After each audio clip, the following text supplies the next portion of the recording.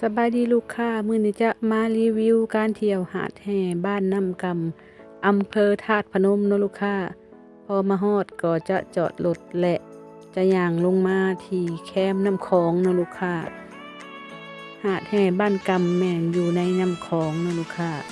ของอำเภอธาตุพนมจุดนี้แม่นห่างจากอำเภอธาตุพนมประมาณ7 กิโลถ้าเฮาเทียบใส่ธาตุพนมกลับขึ้นมาทางมุกดาหาร7 กิโลจะอยู่ทางเบื้องซ้ายมือหรือว่าจะอยู่ทางขวามือถ้าเฮาไปแต่มุกดาหารสำหรับการไปหาดแห่เนาะแม่นเฮาต้องได้ขี่เรือขามเนาะลูกค้าขั้นตอนของการมาก็คือถ้าว่าลูกค้าหั่นอยากไปขึ้นแพเขาเอิ้นว่าแพหรือตูบของห้านใดให้ลูกค้าสังเกตเบิ่งธงเลยลูกค้าธงที่อยู่ในเรือหั่นคือเฮามื้อนี้แม่นเฮาขี่เรือของสีฟ้าเนาะในหาดแห่มันจะมีห้านบริการอยู่3ห้านคือห้านทุ่งสีแดงห้านทุ่งสีลายและห้านทุ่งสีฟ้าบ่อนจอดรถแม่นจะฟรีเนาะลูกค้าเบิ่งตามทุ่งเพิ่นเลยบ่อนจอดรถของทุ่งสีฟ้าก็จะมีรูปทุ่งสีฟ้าจอดรถฟรีมีผู้บริการให้เฮาจอดและก็การขี่เรือขามแม่นฟรีเห็นบ่ลูกค้าทุ่งสีฟ้าในหัวเรือหมายถึงว่านี่ลูกค้าสังเกตเบิ่งในเทิงในบอนหาดนั่น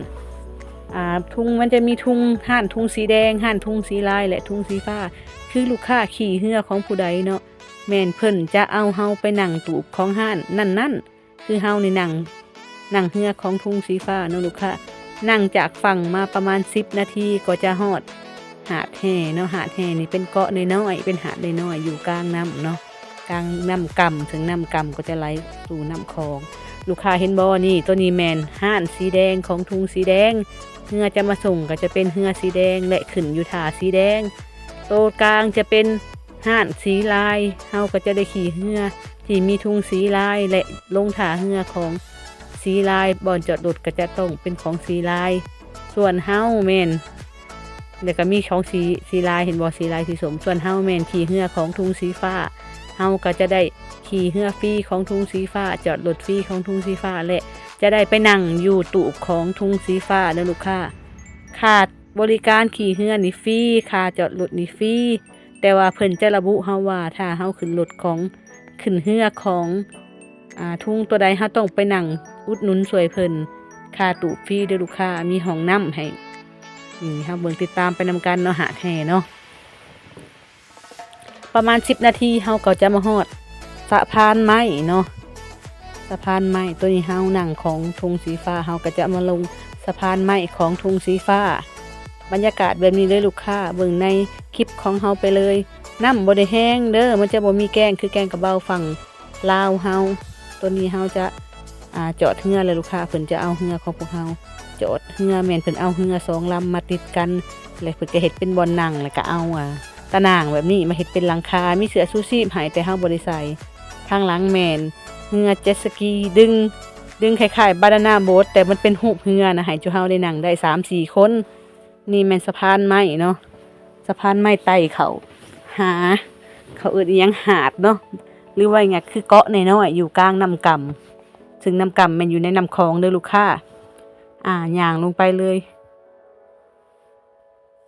ติดตามมือในคลิปนำกันนี่เริ่มเปียกแล้วพอฮอดฝั่งแล้วเฮาก็ต้องได้ยั่งน้ำในลูกค้ายั่งน้ำเพื่อไปนั่งในตูบเพิ่นจะหมายตูบเบอร์1เบอร์2เบอร์3เฮาเลือกนั่งตูบตัวใดก็ได้ที่มันว่างนี่คือเฮายั่งไปแล้วเปียกไปเลยลูกค้า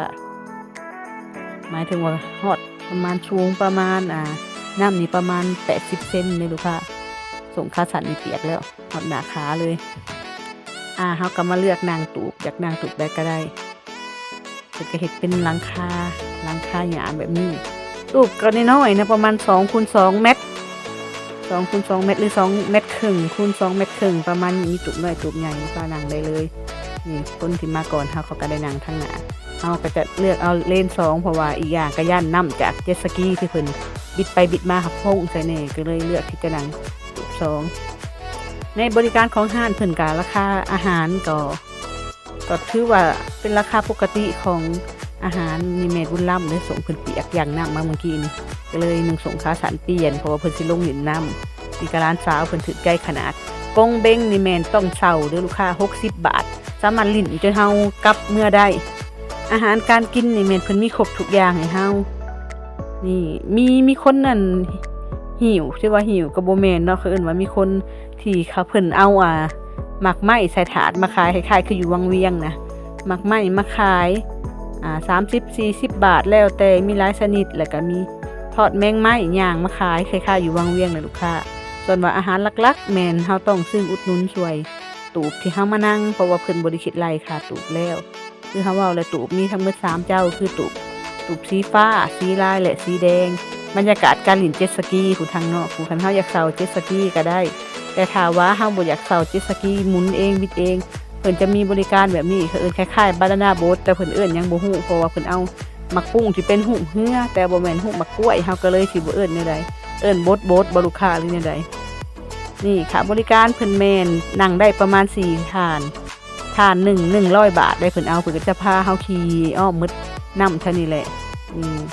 หลังจากนั้นเนาะอันนี้เป็นบรรยากาศขากลับหลังจากที่เฮานั่งลิ้นประมาณ2 ชั่วโมง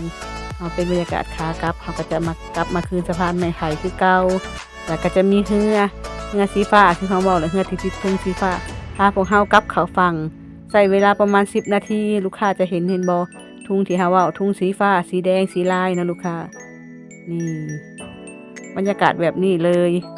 ใครที่จะไปนำกำกะเบิ่งจากรีวิวเฮาสนใจอยากไปก็ไปได้บรรยากาศก็โอเคอยู่ได้ลูกค้าไปมุกบ่ฮู้บ่อนสิเที่ยวกะก็แนะนำอยู่ราคาบ่แพงมีลูกน้อยก็ลิ้นได้เพราะว่าน้ำมันบ่ไหลเด้บาย